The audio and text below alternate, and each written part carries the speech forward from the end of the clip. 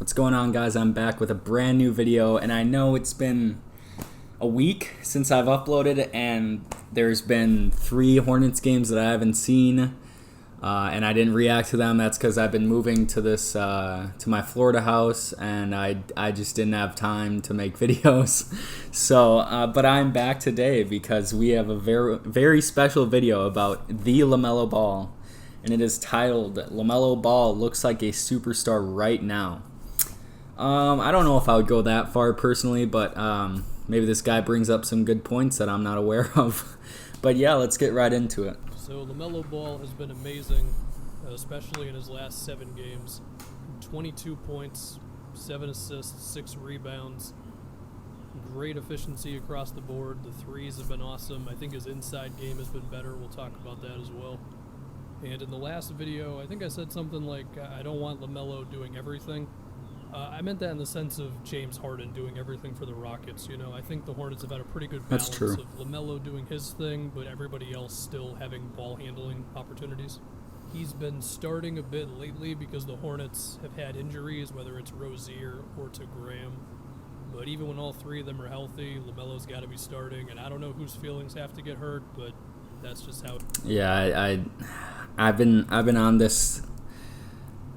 I've been on the line of whether LaMelo should start or not, but after these, what did he say, past 7 games where he's averaging over, like 22 points, I think Devontae Graham has to take the backseat, which doesn't mean that he's like Devontae Graham's not a good player, because he's been efficient. He's been a very good clutch player, but I mean, we just drafted the 3rd overall pick, so. I think Devontae Graham can be a great piece in our second unit too. So it's not that big of a deal, like LaMelo starting over Graham, that people make it out to be. You know, all of them together, which they actually did against the Jazz, but Devontae only played 10 minutes in that game. I did see that. I want to acknowledge, of course, LaMelo as a passer, he's fantastic. As a rebounder, he's great. Defensively, he is way better than some of his critics would have said he was going to be coming into the season. That's true. That said, pretty much his steals, man. I don't know about his overall defense, but at least for steals, he's been very good this year. About the scoring in this video. Anyway, if we talk about the 3-pointers, of course, the big one against Houston, that's the one to talk about the most. But 7 threes, right? A lot of good 3-point shooting games, and I mean, you can look at his threes against the Rockets, and all of the other games are just different versions of the Rockets 3-pointers, I guess, where one of them was a corner 3 where Gordon Hayward just threw it to him, simple catch and shoot, but that's good. There was one pull-up where LaMelo got a screen from Bridges, who's been playing a lot of like power forward center, and I think it's unlocked his game a bit more. Yeah, he's had a lot of minutes at power forward this year. The defenders went under him, so LaMelo just pulled up without even really thinking about it. There was a similar one to that where he got a pass in transition from, I think it was Rozier, and there was a defender in front of him, and LaMelo just hoisted it up anyway. And you can find these types of shots for him all over his last 6-7 games or so. There was a 3 against the Jazz where Donovan Mitchell was in his face, and he just shot it anyway. Yeah, I think it goes to show how much height impacts, your shooting in the NBA. Like, it makes a lot of sense that he can make shots over Mitchell because he's 7 inches taller. That's great.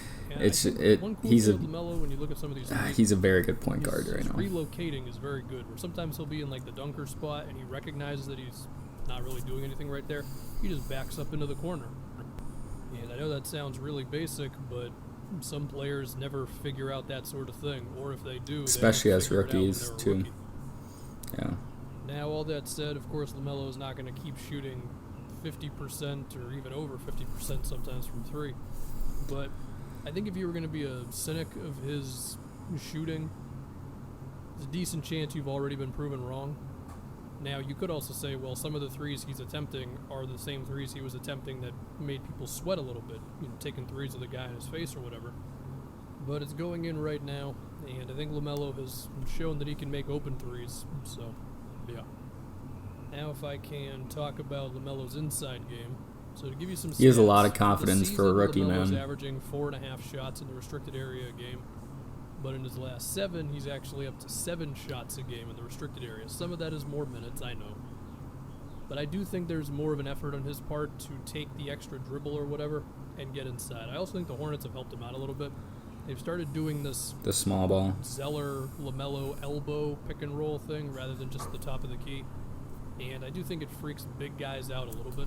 Lamelo and Zeller have also had a bit of a give and go game where Lamelo just throws it to him real quick and then he just gets ahead of steam and then Zeller just gives it right back to him. They did that a couple times against the Jazz. Now, speaking of that game, Lamelo also did still chuck a couple of really deep floaters.